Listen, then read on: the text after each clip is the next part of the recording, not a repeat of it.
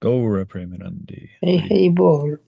All glories to the assembled devotees. Hare Krishna. Glories to the assembled devotees. Hare Krishna. Glories to the assembled devotees. Hare Krishna. Glories, all glories to the lotus feet of Sri Sri Guru and Sri Gauranga. All glories to Sri. Okay.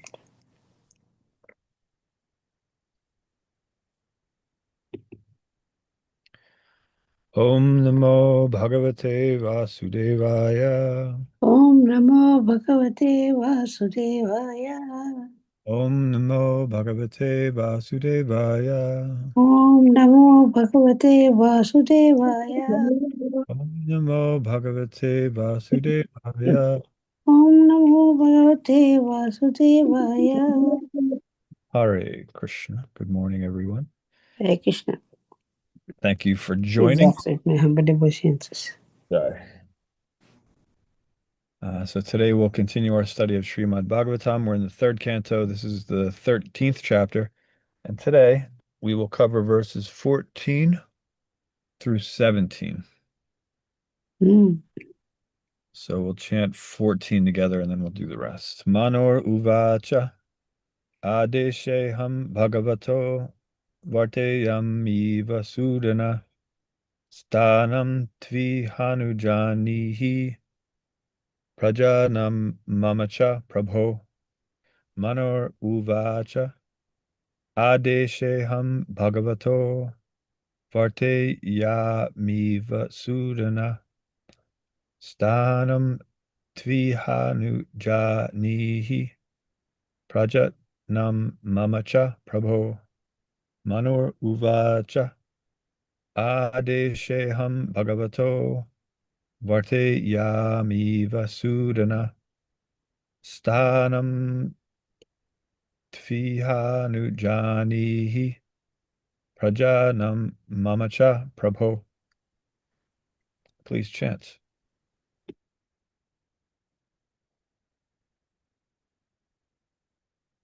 Vanuruvacha Adesheham Bhagavato Varteyami Vasudana Sthanam Tva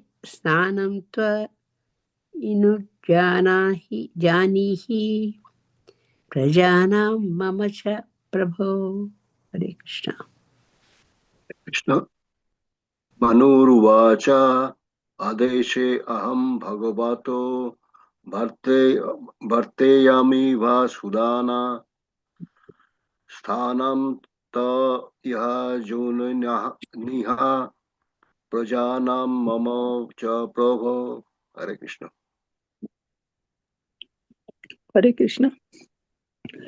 Manur Uvacha Adeshe Aham Bhagavato Varteyami Vasudana Sthanam Tvahi Anu Janihi Rajanam Mamacha Prabho. Hare Krishna. Hare Krishna. Manor uvacha adesheham bhagavato varteyami vasudana sthanam tya ihanu janihi prajanam mama cha prabhu. Hare Krishna.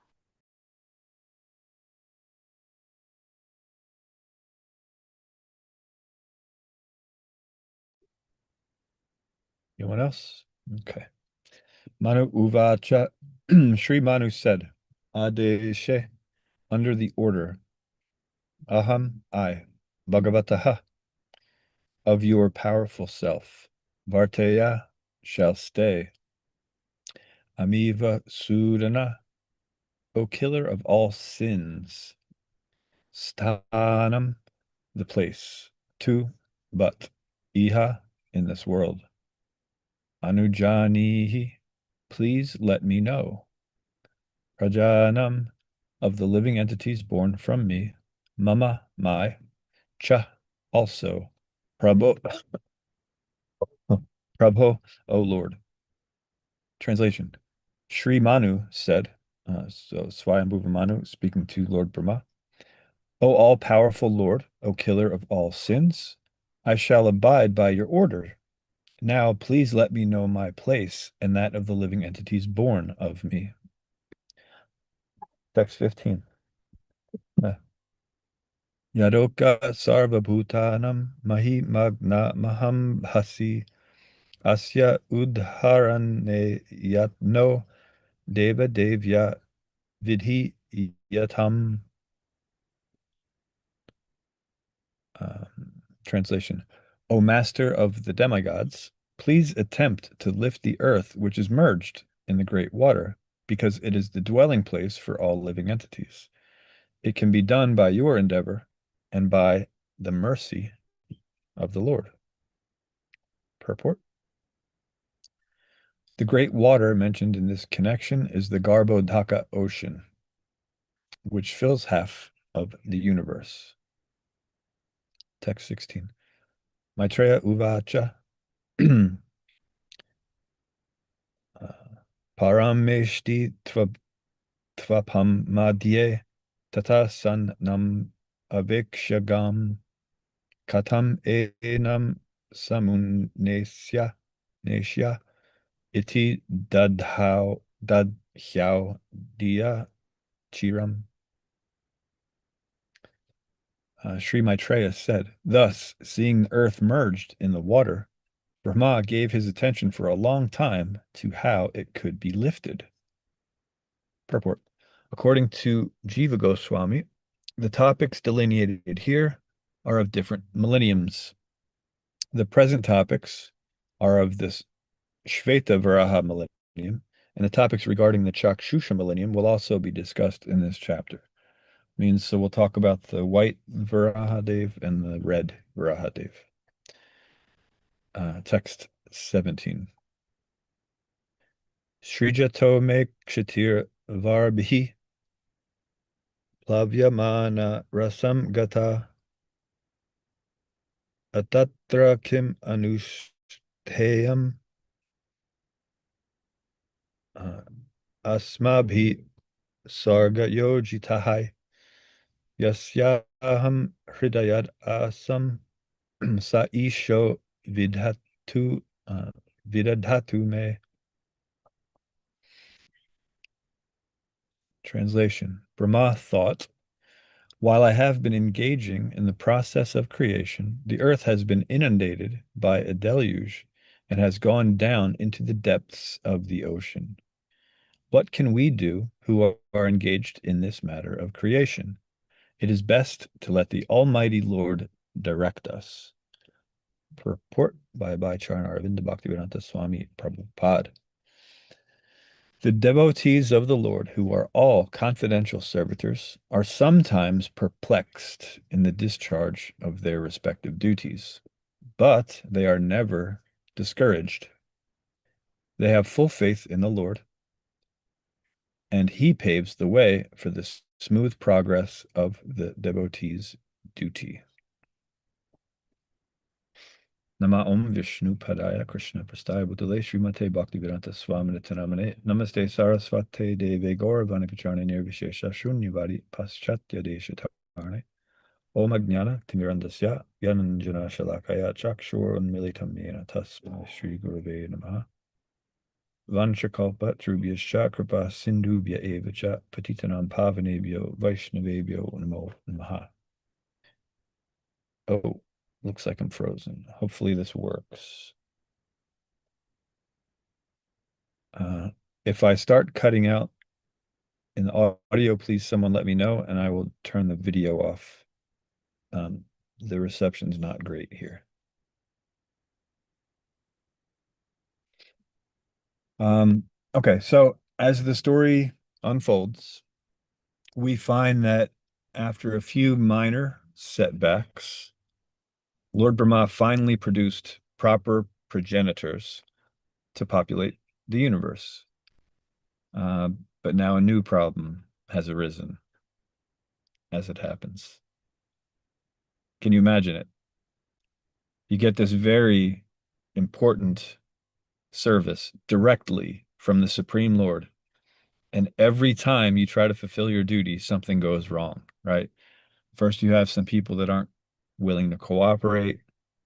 And then you have some people that are willing to cooperate, but because of their nature and their specific qualifications, they end up making things worse, right? Going through all of this. And then finally, the right type of person with the right qualification comes along and they're actually willing and able to help you out. But just as they're about to, they say, okay, you want me to populate the universe, right? And you can imagine Brahma. Yeah, why? Is there a problem? I thought we had everything sorted. Can you please just do what we discussed? You seem to be properly qualified. You agreed. Everything seems like it should be going well. And Manu's saying, no, no, there's no problem on my end. I'm ready to do exactly as you said, generate the progeny. But the thing is, the place you wanted me to populate, it's currently completely underwater. So unless you want me to populate it exclusively with aquatics, then it'd be good if you could, resolve that issue. And then, of course, again, we see that just like right before Brahma created Manu in verse 51 from the previous chapter, Lord Brahma again is seeing everything as the Lord's will. Uh, he's seeing everything as divine providence, and so he's surrendering to the Lord's will, and he's understanding I just have to see this as the Lord's mercy, and then I have to basically pray for him to reveal the proper solution. And because of that, because he's again uh, understanding the reality of the situation, that the Supreme Lord is in control, and that anything that needs to be done has to be done through his mercy. Because of that, um, as Srila Prabhupada mentions in his purport to the last verse that we just read, the Lord paves the way for the smooth progress of the devotee's duty, means the devotee who has full faith, right? But let's get back to the first sentence of that purport. This purport, the last purport we read, is fantastic. I love it. Very relatable. It said, the devotees of the Lord, who are all confidential servitors, are sometimes perplexed in the discharge of their respective duties, but they are never discouraged. That's the first sentence. And I'm sure that we all can relate to at least the first part of that sentence, right? Sometimes being perplexed in the just discharge of our duties, right? Most of us have this experience where we're engaging in devotional service and we get bewildered by all of the various setbacks and strange circumstances that create obstacles for something that we expect to go smoothly, right? We figure, okay, we've agreed to engage in devotional service and give up our own mundane material activities. So now things should go smoothly, right? We have these expectations. So most of us are familiar with the first part of that sentence, how, sometimes we get perplexed in discharging our duties. But then that next part, that little bit at the end about never being discouraged, that bit seems pretty rare, right? So we've all had the experience of being perplexed, but usually when we get perplexed, we also get discouraged. On our level, we get discouraged because we're attached to the results. And that means one way or another, right? So we may not be attached to the results in the sense that we want to directly, personally enjoy the fruits of action, right? Maybe. We know that the result is for Krishna, right? Idam Krishnai, idam namama. This is for Krishna, this is not for me. So at least in theory, we understand that when we're engaging in devotional service, we're doing it for the Lord's pleasure, not for our own. So at least in theory, we're not trying to personally directly enjoy the results of that service. But most of us are attached in the sense that we're conditioned to think that if an action doesn't have a materially favorable outcome, then it was a waste of time or a failure, right? We don't generally consider that material success or failure means nothing to the Supreme Lord, who is only concerned with spiritual success. And spiritual success is never measured by material results. It's always measured by consciousness.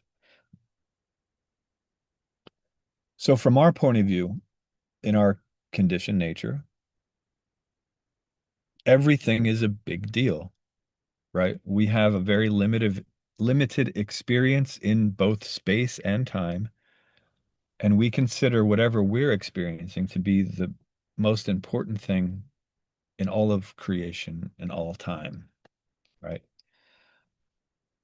And because of that, we wonder why more people aren't seeing things the way that we do, right? We see why the thing that we're currently interested in is the absolute most important thing. And we're wondering why is everyone else wasting their time on these trivial matters when the most important thing is quite clear, right? We don't seem to consider, in our conditioning, we don't seem to consider that all of these material universes, and first of all, there are so many material universes, of which we are an infinitesimal universe. And then within our universe, which is huge, we occupy an infinitesimal space. And in all of those universes have so many cycles of yugas, of which we only have recollection of a infinitesimal part of one of those yugas in one of those cycles. Um, so we don't consider that all of that, which we only have access to a very small bit, is just coming and going in the breathing of Mahavishnu. It's insignificant. We are an infinitesimal part, or sorry, we're experiencing an infinitesimal portion of time and an infinitesimal portion of a universe, which is an infinitesimal portion of the many universes in the material creation, which come and go in the breathing of the Supreme Lord. And we think the issue, whatever the issue is that we're currently dealing with, is the most important thing in the world, and we're wondering why everyone else isn't on the same page as us. Right? We don't consider that all of these things which we think are the most important thing in the world actually aren't so important. So material results are of absolutely no consequence to the Supreme Lord. And until our consciousness is properly redirected and becomes purified, any material activity will just cause more material bondage and perplexity, right? So it should be no surprise why the material world is so perplexing. That's the nature of it. It's a bunch of people thinking that this grand illusion is absolute reality.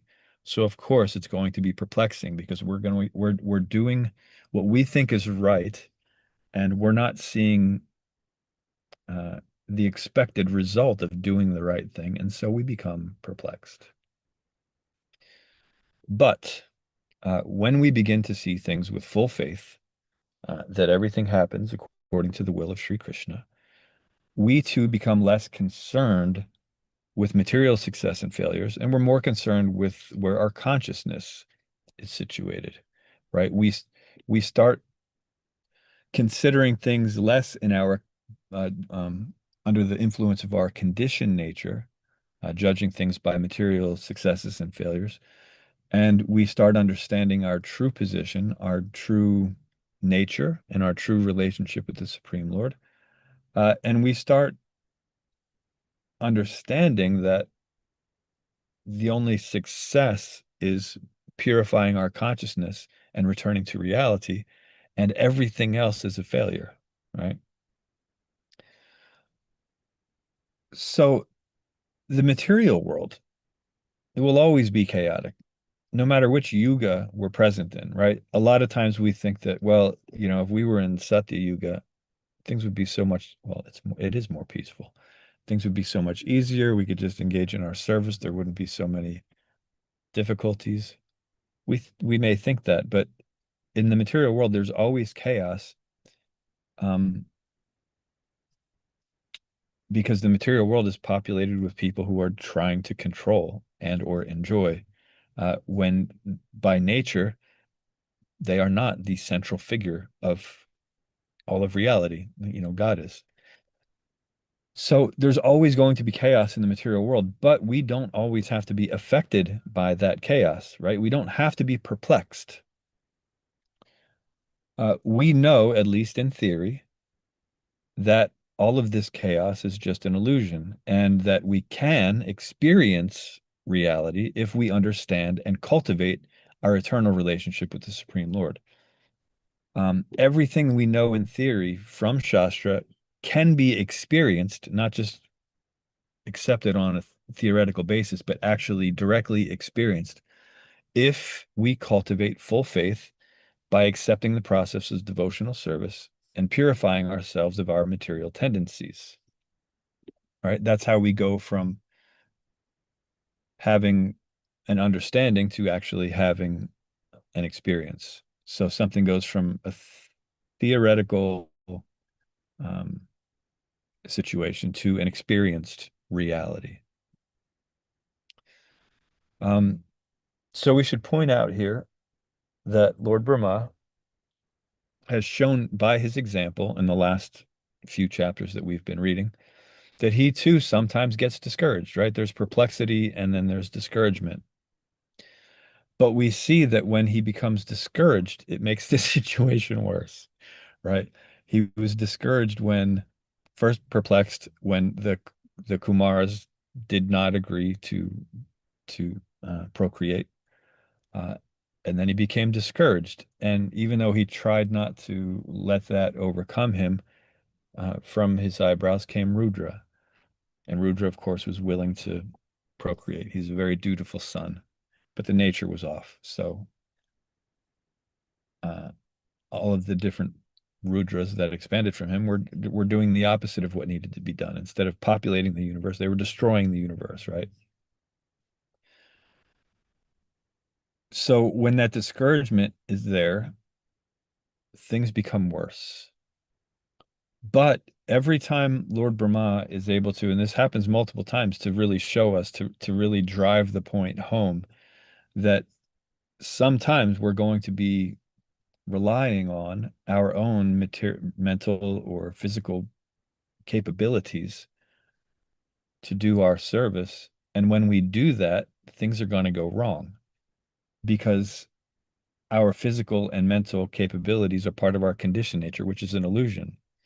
But if we strictly, with full faith, rely on Krishna, uh, then and only then can things go smoothly. So we see this example by Lord Brahma, that this is the pattern. And we can recognize this pattern within ourselves. Anytime we're actually fully surrendered to Krishna, which for some of us, that's a rare thing that happened in our life, and probably few and far between. Um, but we've all had experiences where somehow we had the intelligence and the right association and the mercy of Krishna to just completely rely on Krishna. And we've tasted a glimpse of what happens when we do that. There's success, right? But when that success comes, because we have this material conditioning and it's very deep rooted, we have a tendency to think that that success came by something we did or something we knew, whether it was our intellectual capabilities or our intellectual prowess or our physical abilities.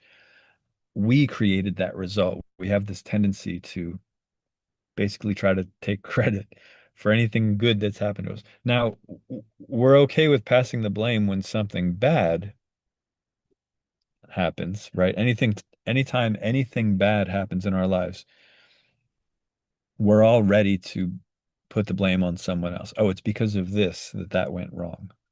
Um, but anytime something good happens, even if we had absolutely nothing to do with it, we want to accept the credit, right? We want to say, oh, yes, no, the reason why this happened is because of something, right? This is our conditioned nature. And it's difficult to overcome that material nature. But those who have surrendered to Krishna can very easily surpass that very difficult obstacle, right? So we see that Lord Brahma, when his faith is fully restored and he depends solely on the Lord's mercy, and there are a couple examples recently in the text that we're studying, then he progresses smoothly in his duty, right? From the very beginning, when he awoke and he wasn't sure what to do and he tried to figure it out himself, he dove down into the waters and he tried to figure it out and he couldn't. And as soon as he started performing tapasya and he successfully uh, understood his position and understood the position of the Supreme Lord, then the Lord revealed to him exactly what was to be done.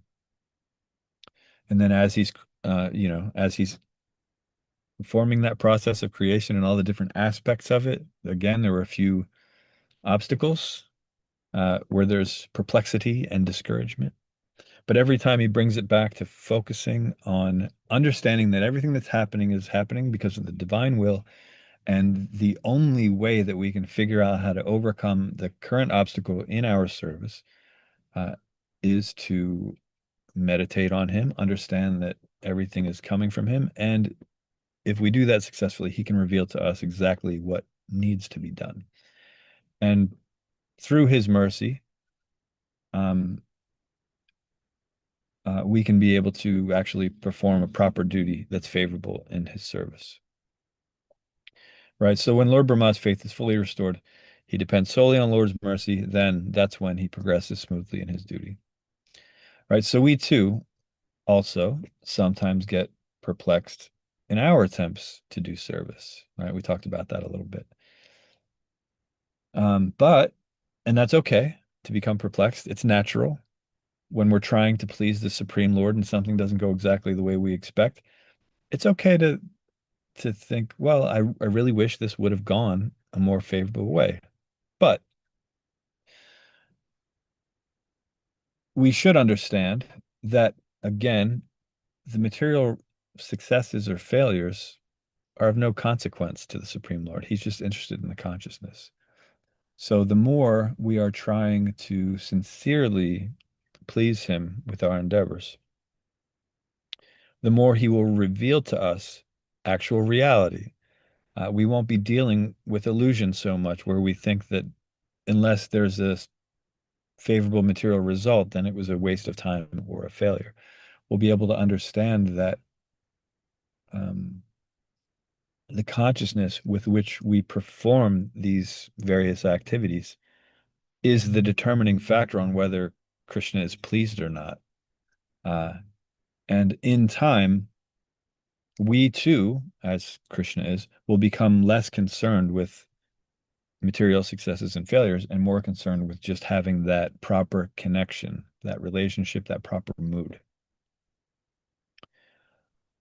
Of course, this takes time, and we do require plenty of help from Guru, Sadhu, and Shastra to cultivate this full faith. But that's what our process is, and that is our way to success. But we should come to understand that being perplexed means that we still have some element of attempted control. We're trying to control the situation. If we're becoming perplexed, that's what that means. And when that happens, we shouldn't become discouraged. Instead, we should use the opportunity to put our reliance fully on the mercy of the Supreme Lord instead of our own physical or mental capabilities. And then to whatever extent we can successfully do that, the Lord reciprocates by granting us clearer vision of reality so that our theoretical knowledge actually turns into an undeniable experience. And then devotional service becomes natural and spontaneous.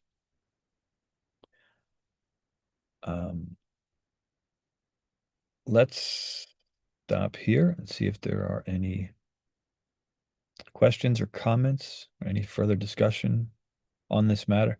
Again, we can all relate to this to some extent. We all become perplexed when we're engaging in devotional service. And we maybe also are struggling with trying not to let that perplexity discourage us. And we may be working on different methods to uh, bring our consciousness properly in line with what actually should be done. And so maybe we can just talk about that for the rest of the session, talk about maybe different successes or failures that we've had in trying to overcome this discouragement and how to use our perplexity uh, in a healthy way. So, does anyone have anything that they would like to say? Acharya Prabhu, Hare Krishna, please.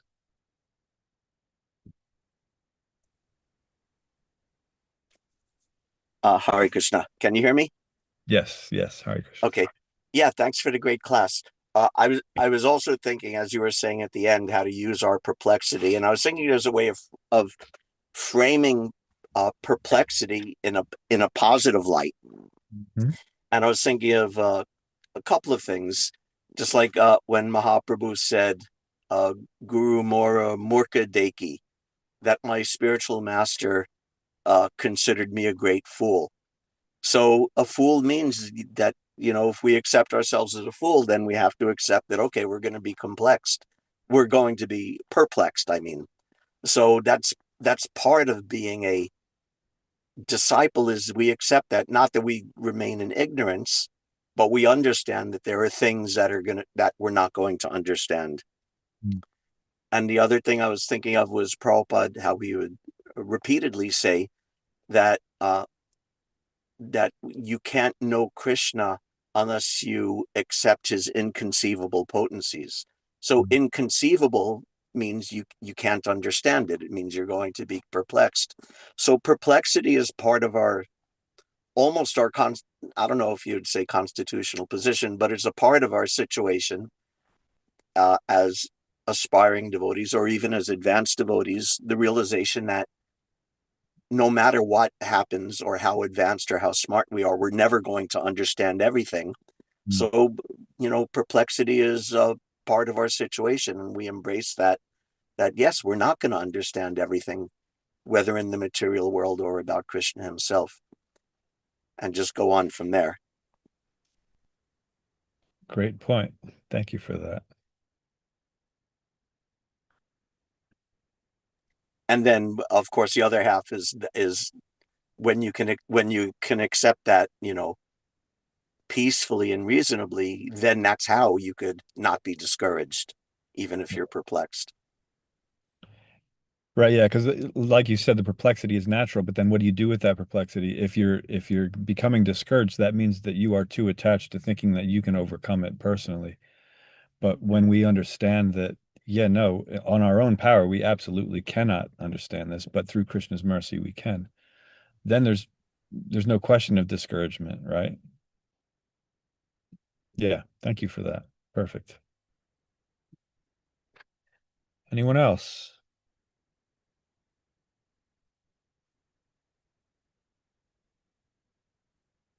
It's a pretty far out concept, engaging perplexity in Krishna's service. But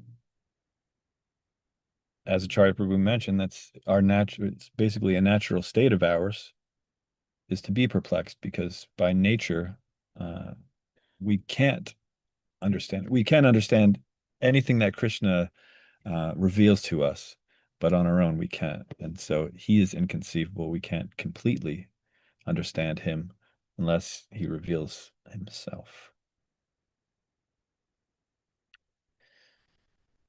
Anything else?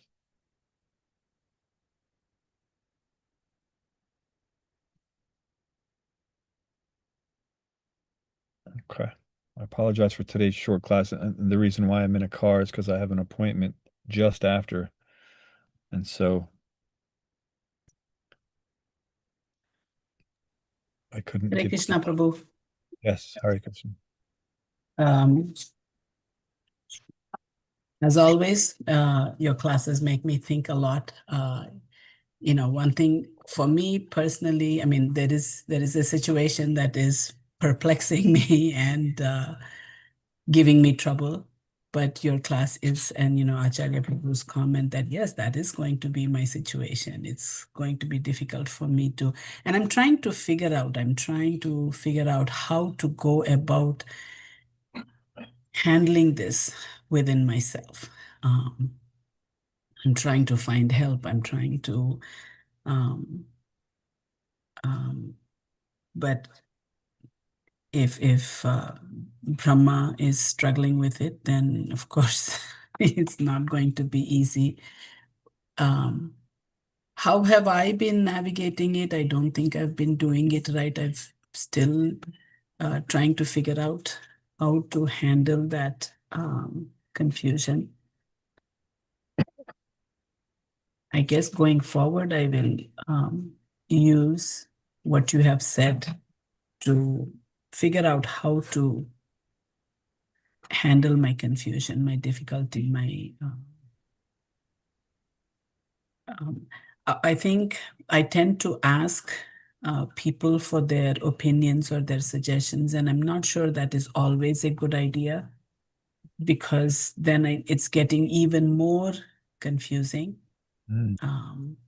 So I think just relying on what Guru Maharaj says or going to him. But I feel like I cannot be bothering him so many times. It just seems like, but then Arjuna repeatedly asked questions of Mhm. Krishna. So maybe it is okay. I just feel, it is he's doing such big things and doing such great things for the movement. And here I am, just with my small problem going to him the time but I think at least probably not a good idea to ask too many people. I don't know. Maybe it is still a good idea. I'm still trying to figure out how to. Yes. There's a really healthy way to do it, and there's a principle that one can follow. Mm, So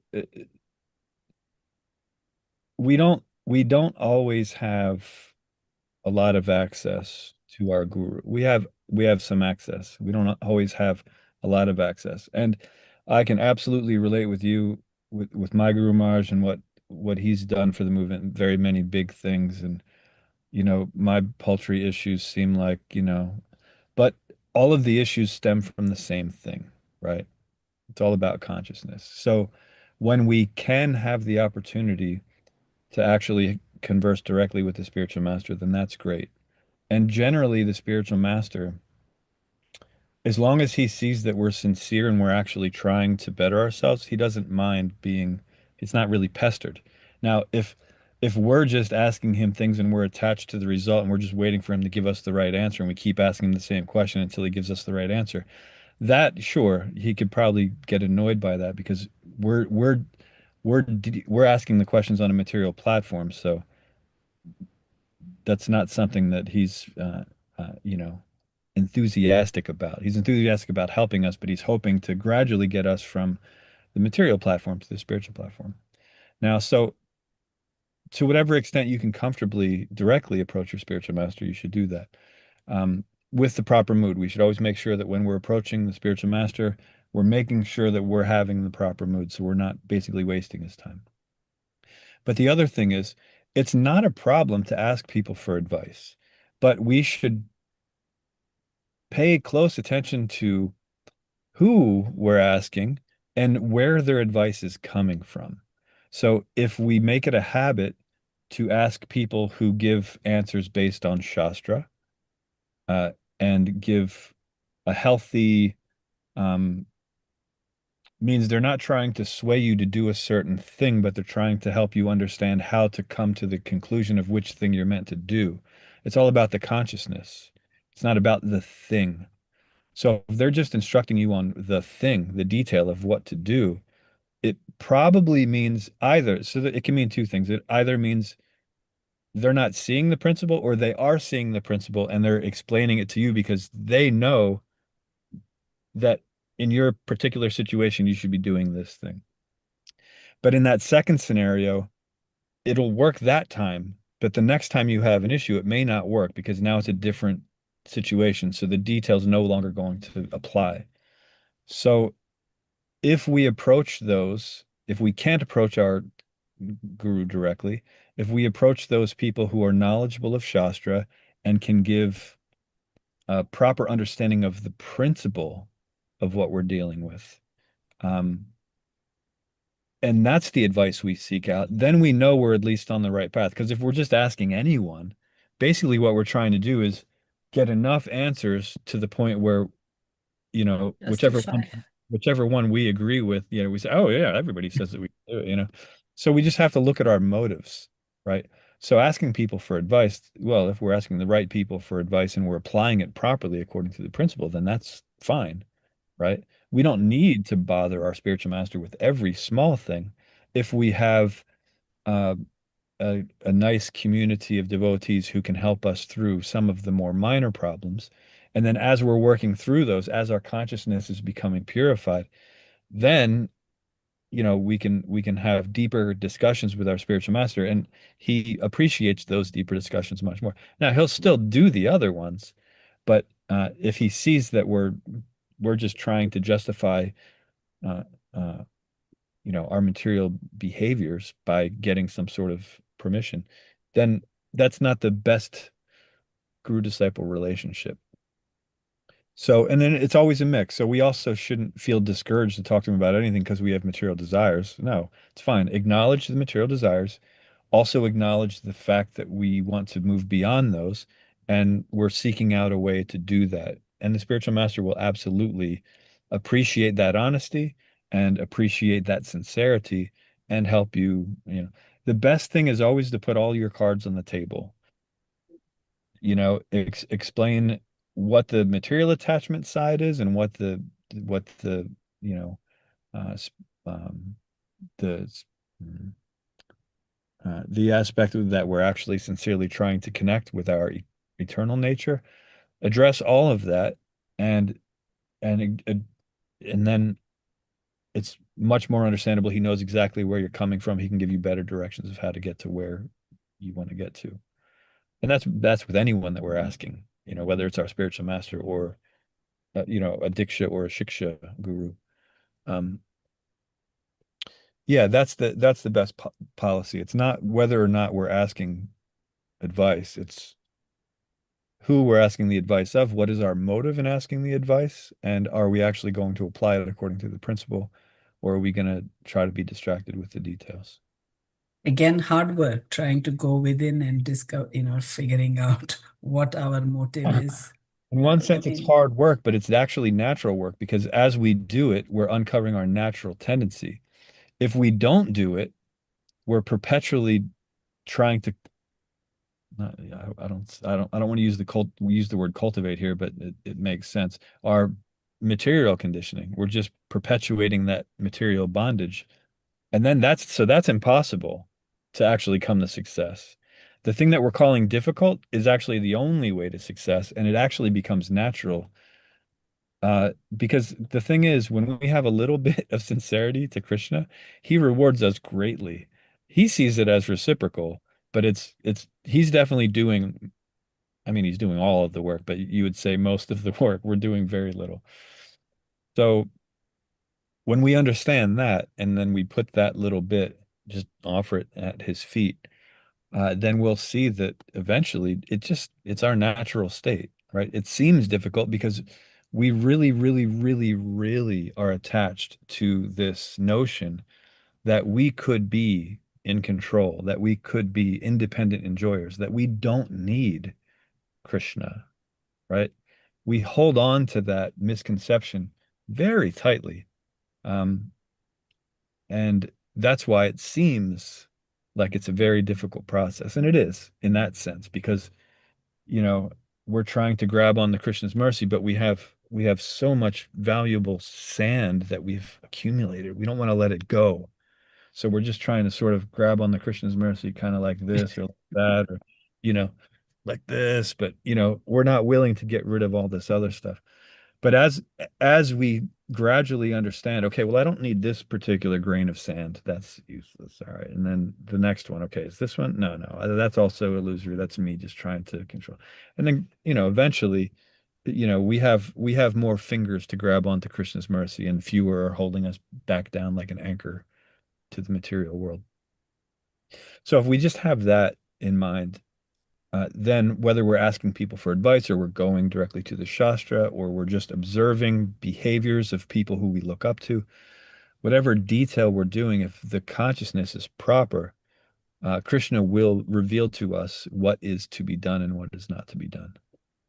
That's the most important thing. But yeah, when we talk about how it's a difficult process, sure, in one sense, but it's the only process that'll actually get the result. And eventually it's not even difficult because it's our natural state. Thank you. Sure. Thank you. Anything else? Hare Krishna, Prabhu. Hare Krishna. I really liked your class very much.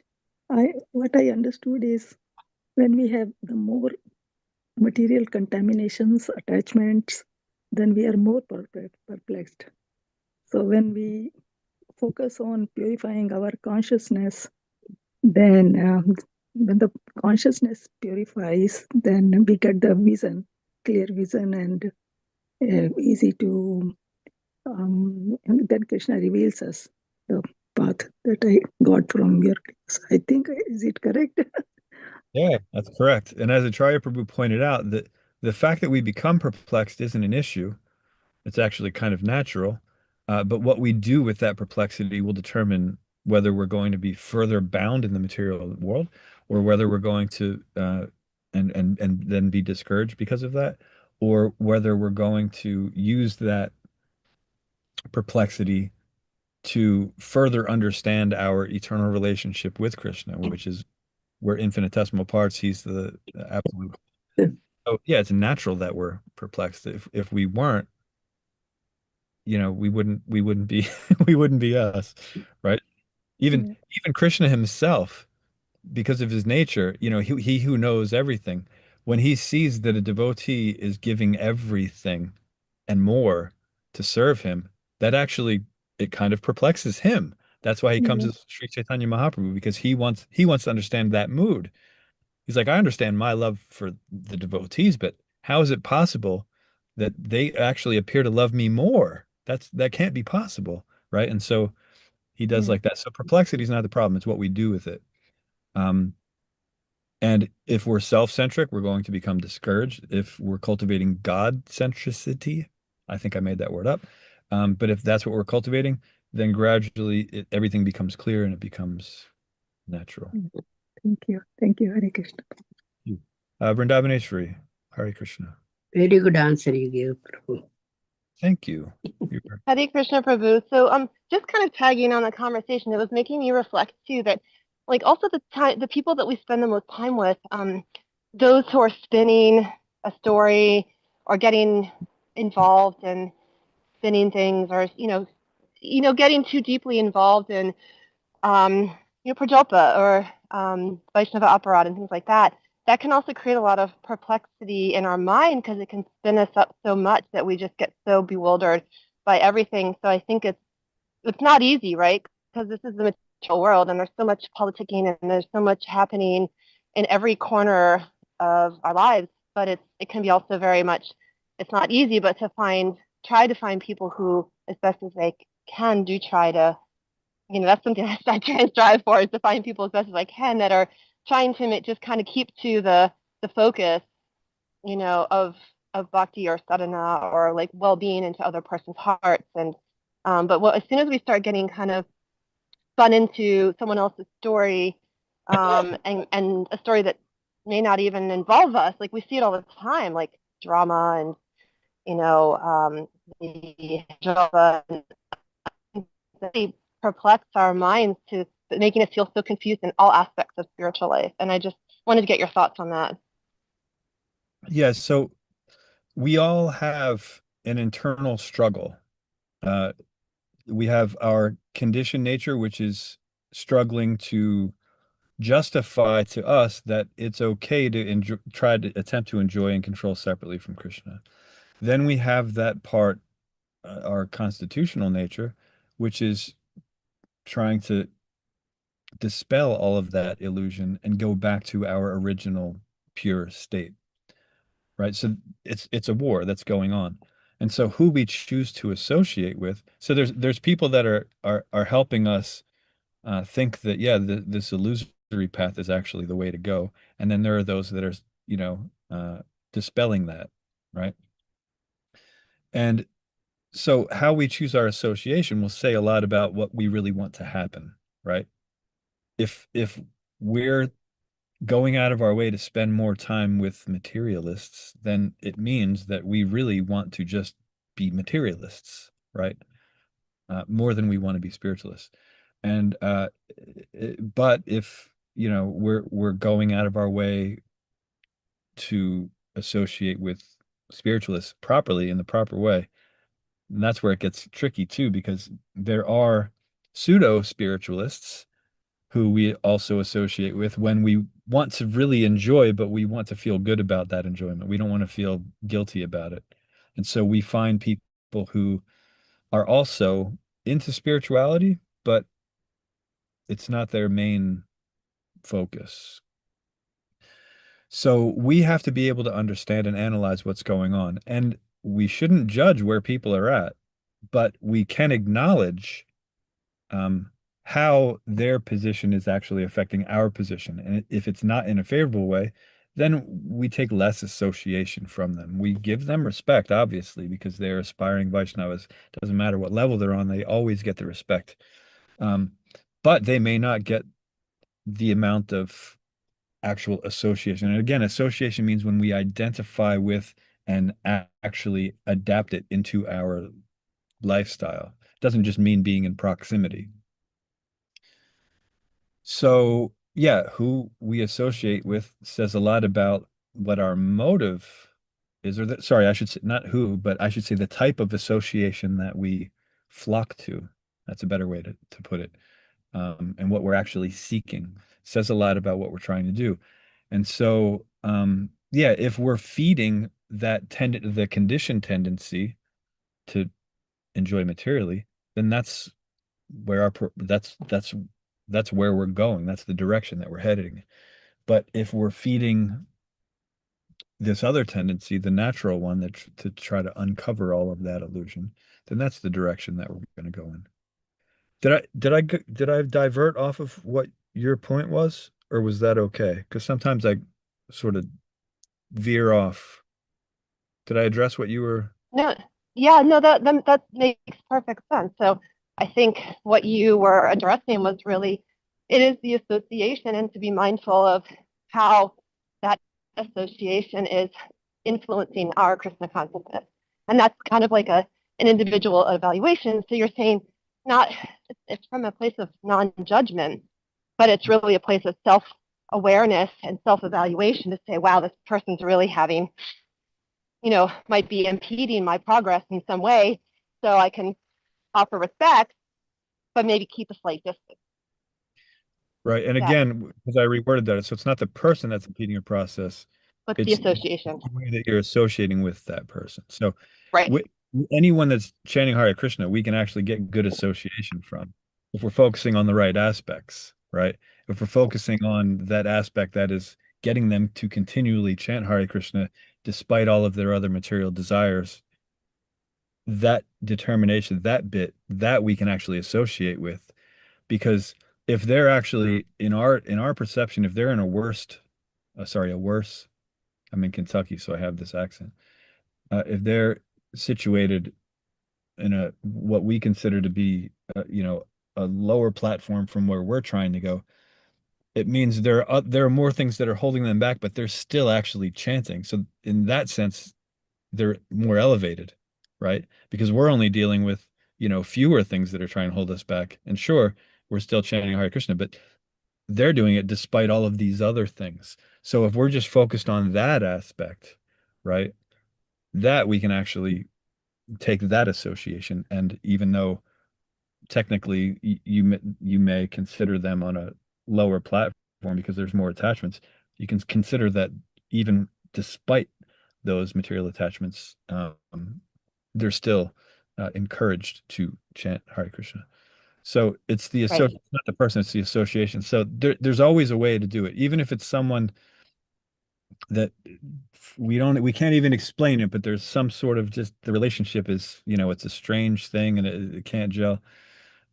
We can always find something that's going to inspire us in Krishna consciousness. But when that's difficult to do, right? You just associate then with someone else where it's easier to make the connection, right? We shouldn't go for those challenging ones and just associate with those people and try to figure out what is it. But if we find that Krishna is putting us with these people who generally we wouldn't be so interested, there's probably a reason for that. So if the association or the proximity can't be avoided, then at least we have to exercise this ability to see what is there, because there's something there. Otherwise, they wouldn't be attracted to Krishna, right? And so we have to, when we find that we're continuously put in proximity with some of these people and it can't be avoided, then at least we have to adjust the association. We may not be able to adjust the people, but we can adjust the association. And when I say that, I don't, because oftentimes when something like that is said, we come to this conclusion of giving association and taking association, and that's not what I'm talking about, right? Because sometimes people will say, no, well, you can't take their association, but you can give yours. That's not what I'm talking about. I'm talking about understanding how you can take anyone's association, because there's something there. There's always something there. But again, that's like one of those And situation things. It shouldn't be the standard. Go ahead.